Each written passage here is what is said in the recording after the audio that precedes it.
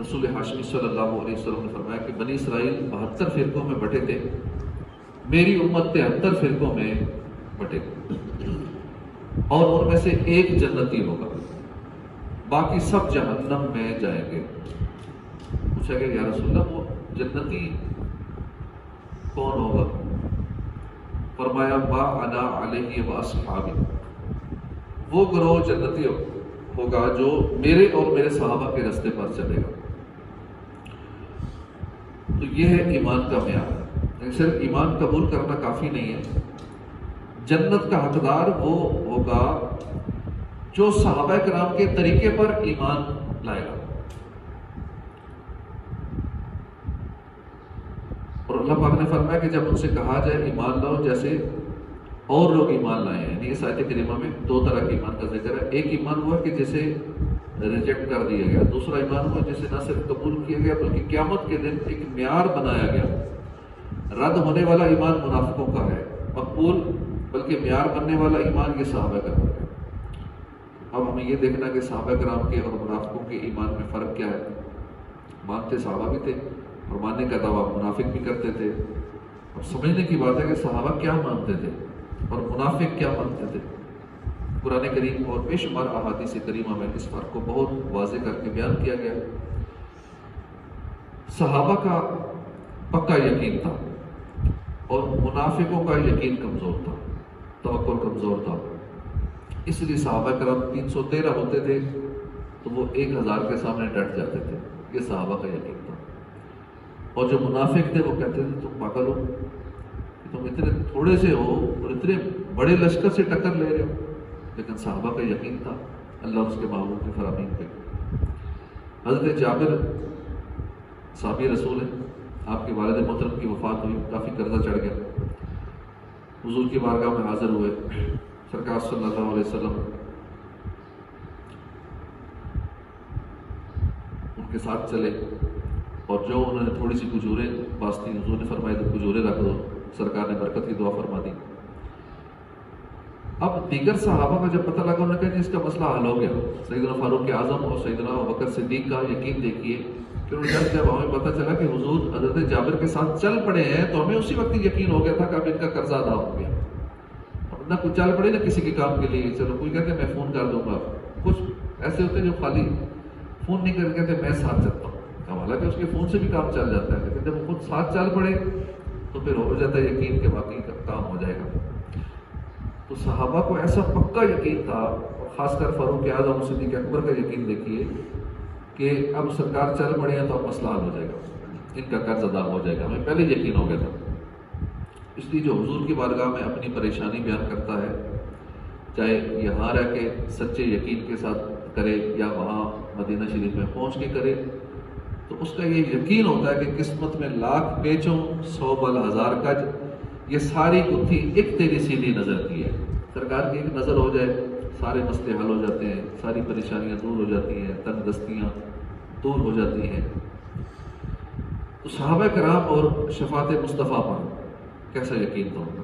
قرآن کریم میں ایک صورت ہے سورہ منافقون، اس صورت میں بھی منافقوں کی کارستانیاں بیان ہوئی ہیں، اور اس میں اللہ پاک نے منافقوں کا ایک عیب بیان کیا ہے۔ فرمایا کہ اور جب ان سے کہا جائے کہ آؤ، کہا آؤں بارگاہ رسالت میں، کیوں آؤں؟ تاکہ رسول اللہ تمہارے لیے معافی چاہے۔ بے شک گناہوں کی معافی اللہ ہی کی بارگاہ سے ملتی ہے، مگر ملتی ہے شفاعت مصطفیٰ سے ملتی ہے۔ منافقوں کو کہا جا رہا ہے اے منافقوں آؤ ہمارے محبوب کے دامن رحمت کی طرف بڑھو، وہ رحمت للعالمین ہے، تمہاری شفاعت فرمائیں گے، تمہارے لیے مغفرت کی دعا فرما دیں گے، اس کی برکت سے اللہ تمہارے گناہ بخش دے گا۔ اب یہ کتنا زبردست موقع تھا، منافق آتے دامن مصطفیٰ میں پناہ لے لیتے، شفاعت مصطفیٰ میں حصہ دار بنتے، گناہ بخشواتے، جنت کے حقدار ہو جاتے، مگر یہ منافق تھے۔ جب انہیں کہا جاتا کہ آؤ بارگاہ رسالت میں آؤ، یہ کیا کرتے تھے؟ تو اپنے سر گھماتے ہیں، اور تم انہیں دیکھو کہ غرور کرتے ہوئے منہ پھیر لیتے، یعنی یہ بدبخت شفاعت مصطفیٰ کو نہیں مانتے، جیسا کہ آج کل نہیں مانتے، بد مذہب لوگ نہیں مانتے، کہتے ہیں کوئی شفاعت نہیں کرے گا، حضور بھی شفاعت نہیں کریں گے، کوئی ولی شفاعت نہیں کرے گا، کوئی مسلمان شفاعت نہیں کرے گا۔ آج کل یہ جو سرعام بولتے ہیں، درس کرتے ہیں، بیان کرتے ہیں، ممبروں پہ کھڑے ہو کے یہ باتیں کرتے ہیں، شفاعت کا انکار کرتے ہیں، دامن مصطفیٰ سے نہیں لپٹتے۔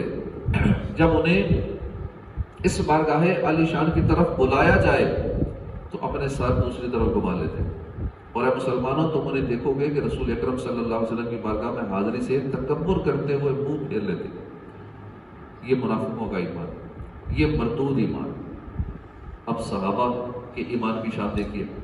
صحابہ کرام کی یہ مستقل عادت تھی کہ جب کسی صحابی سے کوئی خطا ہو جاتی تو وہ اس خطا پر اڑتے نہیں تھے، بارگاہ رسالت میں حاضر ہو جاتے تھے اور شفاعت کا سوال کرتے تھے۔ ایک مرتبہ ایک صحابیہ سے کوئی خطا ہو گئی، بارگاہ رسالت میں حاضر ہو گئی، عرض کیا یا رسول اللہ طاہر نہیں، کہ اللہ کے رسول مجھے پاک کر دیجیے۔ ایک صحابی سے کوئی غلطی ہو گئی، انہوں نے جوش نقامت میں خود کو ستون سے باندھ دیا، 7 دن تک وہیں بندے رہے۔ ان کا عہد تھا کہ رسول اکرم خود اپنے ہاتھوں سے کھولیں گے تو ٹھیک، ورنہ یہیں بندہ رہوں گا۔ آخر پیارے آقا تشریف لائے، اپنے رحمت بھرے ہاتھوں سے بندشیں کھول دی۔ یہ ہے صحابہ کا ایمان۔ تو معلوم ہوا صحابہ کرام یہ پختہ ایمان رکھتے تھے، یقین رکھتے تھے کہ ہمارے آقا صلی اللہ علیہ وسلم گناہگاروں کی شفاعت فرمانے والے ہیں۔ اسی لیے تو حضور کی بارگاہ میں حاضر ہوتے تھے جب بھی کوئی غلطی ہو جاتی، کوئی ایسا گناہ ہو جاتا، کیونکہ وہ جانتے تھے یہی وہ در ہے جہاں اگر گناہوں کی آلودگی سے پاکیزگی نصیب ہوتی ہے۔ اعلیٰ حضرت نے کیا خوب کہا، چور حاکم سے چھپا کرتے ہیں یا اس کے خلاف، تیرے دامن میں چھپے چور انوکھا تیرا۔ یعنی غلطی کر کے تیرے دامن میں چھپتے ہیں کہ کیسے انوکھے چور ہیں۔ یہی وہ عقیدہ ہے کہ جس کا بیان قرآن کریم میں ہے کہ اگر جب وہ اپنی جانوں پر ظلم کریں تو اے محبوب تمہارے حضور حاضر ہو جائے، پھر اللہ سے معافی چاہیں اور رسول ان کی شفاعت فرمائے تو ضرور اللہ کو بہت توبہ قبول کرنے والا مہربان پائیں گے۔ مجرم بلائے آئے ہیں جاؤ کا ہے گواہ، پھر رد ہو کب یہ شان کریموں کے در کی ہے۔ تو یہ صحابہ کا عقیدہ تھا۔